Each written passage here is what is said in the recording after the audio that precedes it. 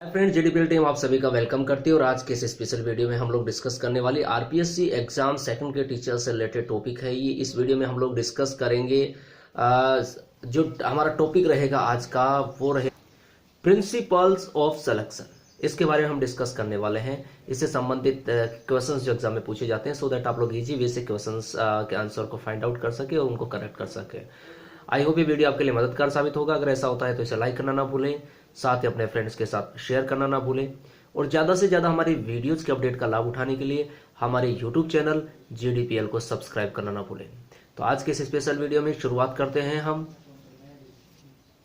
सबसे पहली बात करें तो प्रिंसिपल्स ऑफ सिलेक्शन की। ये जो सिलेक्शन होता है, प्रिंसिपल ऑफ सिलेक्शन, तो सिलेक्शन की आवश्यकता क्यों पड़ती है?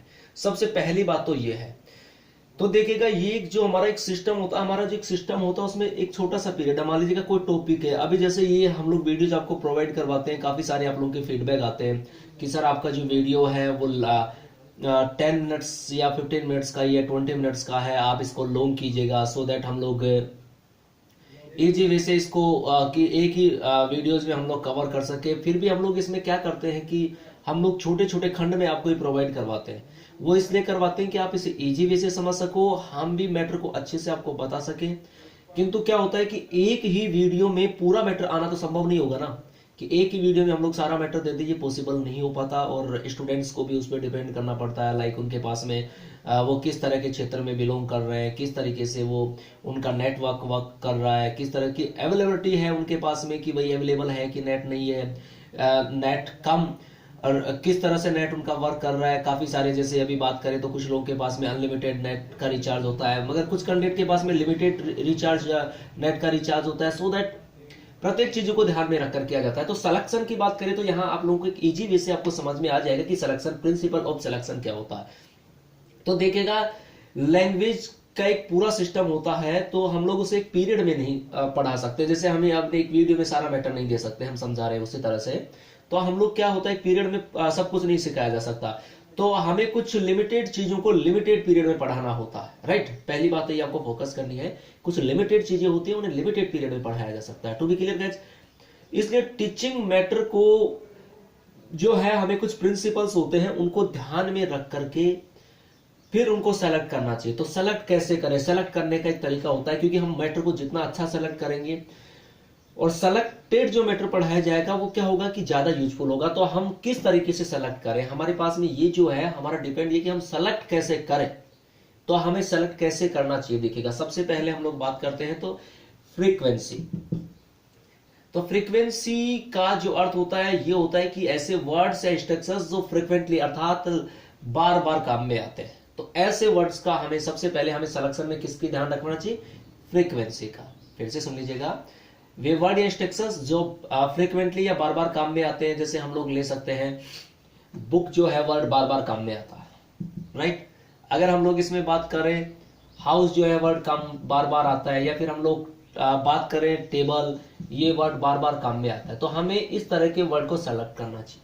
पहली बात, टू बी क्लियर गाइस, तो सिलेक्शन में सबसे पहले हमें किसका ध्यान रखना चाहिए? फ्रीक्वेंसी, अर्थात वो वर्ड जो बार बार आते हैं उन्हें हमें सेलेक्ट करने चाहिए, like book, like house, like table, etcetera. To be clear guys, तो इस तरह के वर्ड का हम सेलेक्ट करेंगे। फिर रेंज, बहुत इंपॉर्टेंट चीज है, यानी कि हर रेंज यानी कि हर वर्ड की एक रेंज होती है कि वो कहां तक पहुंचे उसकी। और रेंज जो है उस सिचुएशन की जो नंबरिंग को शो करती है कि एक वर्ड जो यूज किया जाता है। जैसे कुछ वर्ड्स की रेंज बहुत कम होती है, कुछ की बहुत ज्यादा होती है। तो यानी कि जो जिन वर्ड की ज्यादा रेंज है, अर्थात जो ज्यादा यूज हो सकते हैं, ऐसे वर्ड्स का हमें सेलेक्ट करना चाहिए। फिर होता है अवेलेबिलिटी। अवेलेबल यानी कि अवेलेबल को कौन सी चीज है, ये इनमें दो चीजें होती है, यानी कि कौन सी कन्वेंट चीजें हैं, यानी कि पढ़ाने के लिए कौन सी आसानदायक चीजें। जैसे क्लासरूम में हम लोग टीचिंग करवा रहे हैं, तो अवेलेबल कौन सी चीज हो सकती है, लाइक हम लोग क्लास में हमें पेन मिल जाएगा, हमें पेंसिल मिल जाएगी, तो ये क्या है, अवेलेबल है।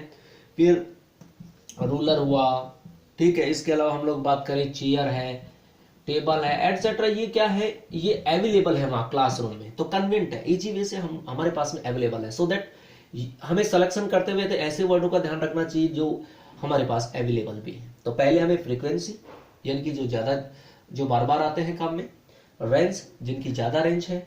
अवेलेबिलिटी, यानी कि जो इजी वे से हमें अवेलेबल है, लाइक क्लास चैम्बर में हमें pen, pencil, ruler, chair etcetera हम लोग इजी वे से गेन कर सकते हैं। और दूसरा वो वर्ड जो यूजफुल है या नहीं, जैसे बेड हुआ, टेलीविजन हुआ, कपबोर्ड का एटसेट्रा हुआ, और ये घर में अवेलेबल होते हैं तो उनके बारे में पढ़ाना भी इजी होता है, सो दैट स्टूडेंट उसको अच्छे से जल्दी से कवर कर सकता है। तो इस तरह के वर्ड्स सेलेक्ट करने चाहिए। फिर बात करते हैं कवरेज। तो कवरेज की बात करें तो ऐसे वर्ड का हमें चूज करना है जिनकी कवरेज कैपेसिटी ज्यादा हो। ठीक है, कवरेज एक वर्ड जितनी बार डिस्प्ले कर सकता है, लाइक जैसे हम लोग बात करें, एक बार हम लोग फ्रूट वर्ड को ले लेते हैं। आप फ्रूट वर्ड को लेंगे तो फ्रूट वर्ड जो है वो कई चीजों को कवर करेगा। फ्रूट्स में जैसे एप्पल को ले लिया, मैंगो, बनाना, या बहुत सारे जो वर्ड है उन सबको डिस्प्ले करेगा फ्रूट। तो हमें ऐसे वर्ड लेना चाहिए जिनकी कवरेज ज्यादा हो, राइट। फिर होता है टीचेबिलिटी।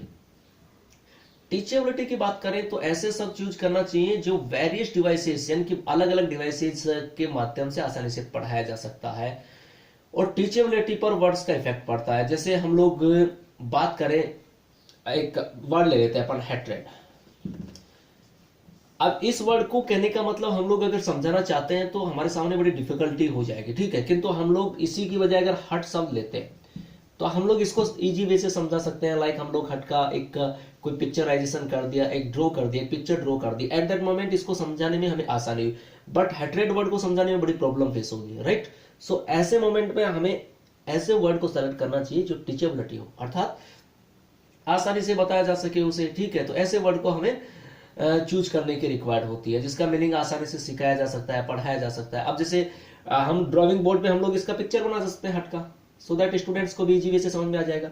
बट हम लोग हेट्रेड को हमें समझाने में दिक्कत होगी, तो हमें वर्ड कैसे चूज करनी चाहिए, टीचेबिलिटी से रिलेटेड। फिर हम लोग अगर आगे बात करें तो हमारे पास में आता है लर्नेबिलिटी।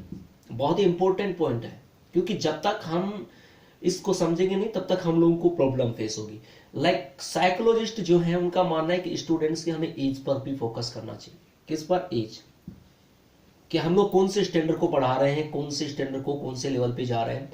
अब जैसे हायर लेवल के स्टूडेंट्स जो वर्ड सीख सकते हैं, वो लोअर क्लास के जो स्टूडेंट है उनको वो वर्ड सीखने में बहुत सारी तकलीफें होंगी, क्योंकि हाई स्टैंडर्ड का एक स्टूडेंट होता है वो उन्हें सीख सकता है, किंतु लोअर के लिए तो प्रॉब्लम होगी।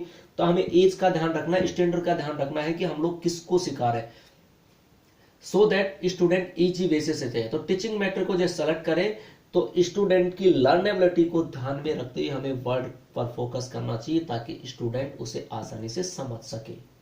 तो गाइज एक बार फिर से देख लीजिएगा, हम यहाँ प्रिंसिपल ऑफ सिलेक्शन की बात कर रहे हैं। सिलेक्शन के बारे में मैंने आपको विस्तार से बताया। सबसे पहली बात जो इंपॉर्टेंट है वो ये है कि एक लैंग्वेज का एक पूरा सिस्टम होता है और उसे एक छोटे से पीरियड में सिखाया नहीं जा सकता। लैंग्वेज क्या होती है? एक सिस्टम होता है और उसको एक छोटे से पीरियड में सिखाना क्या होता है? मुश्किल होता है। तो एट दैट मोमेंट हम लोगों को टीचिंग मैटर के लिए कुछ प्रिंसिपल्स को ध्यान में रखना पड़ता है। किसको? प्रिंसिपल्स को। और उसके साथ में क्या करते हैं? सिलेक्शन करते हैं। तो सिलेक्शन जब करें तो उस वक्त किन बातों का ध्यान रखा, इस बारे में हम यहाँ डिस्कस कर रहे हैं, राइट। एक तो फ्रीक्वेंसी के बारे में हमने डिस्कस किया, तो फ्रीक्वेंसी आखिरकार क्या होती है, तो ये आपको ध्यान में रखना है। पहले एक बार याद कीजिएगा, frequency, range, availability, coverage, teachability, लर्नेबिलिटी, right. अब बात करते हैं फ्रीक्वेंसी। तो बात करें फ्रीक्वेंसी तो गाइस बहुत सिंपल सा है कि ऐसे वर्ड जो बार बार आते हैं उन्हें हमें सेलेक्ट करना चाहिए ताकि स्टूडेंट्स को सीखने में आसानी रहे। जैसे बुक वर्ड बार बार काम में आता है, हाउस, टेबल, ऐसे शब्दों को हमें चूज करना चाहिए। फिर हमें रेंज कि कौन सा वर्ड है, क्योंकि वर्ड की डिपेंड करेगी रेंज। कुछ वर्ड है वो उनकी रेंज ज्यादा होती है, कुछ वर्ड उनकी रेंज कम होती है। सो दैट ऐसे वर्ड का सिलेक्शन करना चाहिए जिनकी रेंज ज्यादा है, सो स्टूडेंट्स को ज्यादा से ज्यादा बेनिफिट मिल सके। अवेलेबिलिटी, मैंने बताया कि अवेलेबिलिटी यानी कि ये भी हम इसको दो तरीके से ले सकते हैं। अब अवेलेबिलिटी का मतलब होता है कि अवेलेबल कौन सी चीज है। जब आप लोग टीचिंग करवा रहे हैं एट दैट मोमेंट कुछ चीजें ऐसी है जो आसानी से वहां क्लास चैम्बर में अवेलेबल है, तो आप लोगों के लिए क्या, जो टीचर्स होता है उसके लिए टीचिंग करवाना इजी होगा। जैसे हम लोग क्लास में pen, pencil, ruler, chair, table, ये जो चीजें हैं ये क्लास में अवेलेबल होती है, तो इन्हें समझाना यूजफुल होता है। कुछ ऐसी चीज होती है जैसे घर पर काम में आने वाली चीजें होती है, राइट, बेड हुआ, लाइक टेलीविजन हुआ, एटसेट्रा। कुछ वर्ड होते हैं जो कहने का मतलब हम लोग का प्लेट एटसेट्रा, ये भी हम लोग इजी वे से सिखा सकते हैं क्योंकि वो भी स्टूडेंट्स के घर पे काम में आती है। To be clear.